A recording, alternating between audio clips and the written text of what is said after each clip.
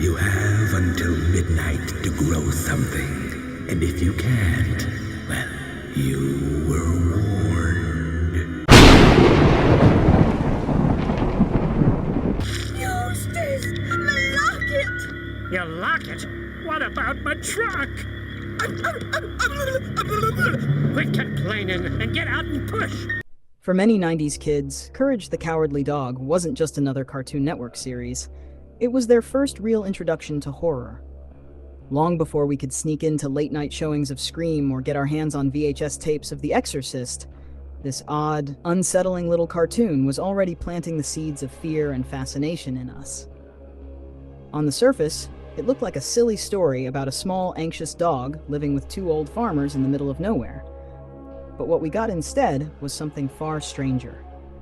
Each episode threw Courage into a surreal nightmare of monsters, ghosts, and bizarre villains that looked and sounded like they had crawled straight out of a horror film.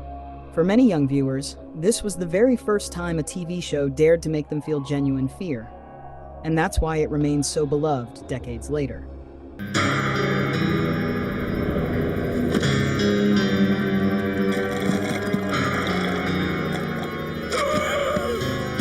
What made Courage stand out was the way it leaned into atmosphere. Other cartoons of the era were bright, goofy, and exaggerated, but Courage embraced the eerie and the uncanny. The series wasn't afraid to use silence, unsettling sound design, or strange visual techniques to create unease. Return the slab. The infamous episode King Ramses' Curse is the perfect example. Anyone who grew up watching remembers the ghostly figure of Ramsay, rendered in clunky early CGI, standing in the desert and repeating that chilling phrase, "Return the slab." The combination of 2D animation with this bizarre 3D intrusion created an effect that was deeply unsettling, as though something foreign had invaded the safety of a cartoon world. For a child, that image was unforgettable, often burned into memory like the first jump scare of a horror movie.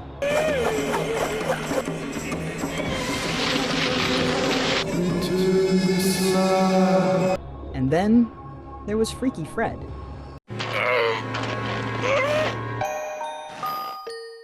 An episode that didn't rely on monsters at all, but instead went straight for psychological horror.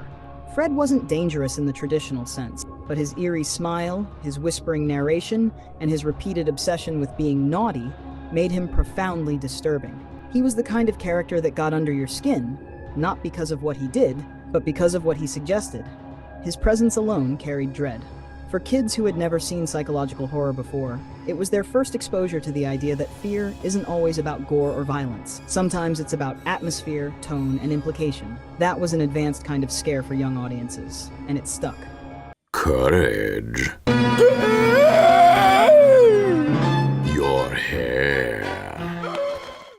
What kept Courage from being too overwhelming, however, was the emotional core at its center. Courage himself was constantly terrified. He shook, screamed, and panicked in nearly every episode, but he never let that fear stop him. He always found a way to push through when Muriel was in danger, and for kids watching, that made him incredibly relatable. Most children understood fear. They were already afraid of the dark, of the unknown, of the things that go bump in the night. Seeing a hero who was scared too, but who still found the strength to protect the people he loved, was an important lesson. Courage showed that bravery doesn't mean not being afraid. It means acting even when you are afraid. For many viewers, that was their first time learning the core message of horror. Fear can be endured, and you can survive it. Well, I guess Eustace really did learn something under the harvest moon in his own way. And then I'll grow hundreds of plants, thousands of plants, and I'll be rich, rich, rich. The emotional balance of the show also helped soften its edges. Muriel was a source of warmth and kindness, a reminder of safety and love in a chaotic and frightening world. No matter how terrifying the monster of the week was, Muriel's calm presence grounded the show and reassured children that there was goodness to hold on to. Ah, Fred, my dear nephew, what brings you to our cozy corner of the world? Holiday. Eustace, on the other hand, added a different kind of tension. His cruelty toward Courage often made him feel like another kind of monster, showing that horror isn't always external. It can come from within the home, from people we know. That push and pull between love and cruelty gave the series weight, making it about more than just jump scares. It was a show about navigating a scary world while holding on to the people who matter most. Legs! You're out of ammo, mister! This is what made Courage the Cowardly Dog the perfect gateway into horror. For kids too young for slasher movies or haunted house thrillers, Courage offered a taste of the same thrills in a way that was still safe. The show used all the tools of horror: haunting visuals, eerie soundscapes, grotesque villains, and unsettling atmosphere, but it wrapped them in humor, heart, and the reassurance that courage would always make it through. Watching the show was like going on a carnival ride that was just scary enough. You gotta scream, you gotta feel your heart race, but you also gotta laugh at the end and know that everything would be okay. Those experiences stayed with kids, teaching them that fear could be fun, that it could even be something to seek out.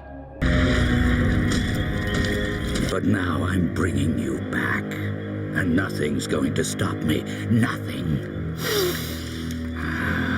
Looking back now, it's clear why 90s kids still hold the show in such high regard. It wasn't just about the scares, though those were unforgettable. It was about the way Courage the Cowardly Dog prepared its audience for a lifetime love of horror. It gave them their first nightmares, yes, but it also gave them their first taste of conquering those nightmares. It taught them that fear could be thrilling rather than paralyzing. In a way, it shaped their relationship to the genre, showing that the strange and the unsettling can also be beautiful and meaningful. Decades later, the legacy of Courage is more than just nostalgia. It represents a rite of passage. For so many fans, this odd little cartoon was their initiation into horror, the show that first opened the door to darker storytelling and creepier imagery. And that's why it endures. Not just as a beloved piece of childhood television, but as the starting point for an entire generation of horror fans. Courage may have been afraid of everything, but in facing his fears, he gave us the courage to face our own.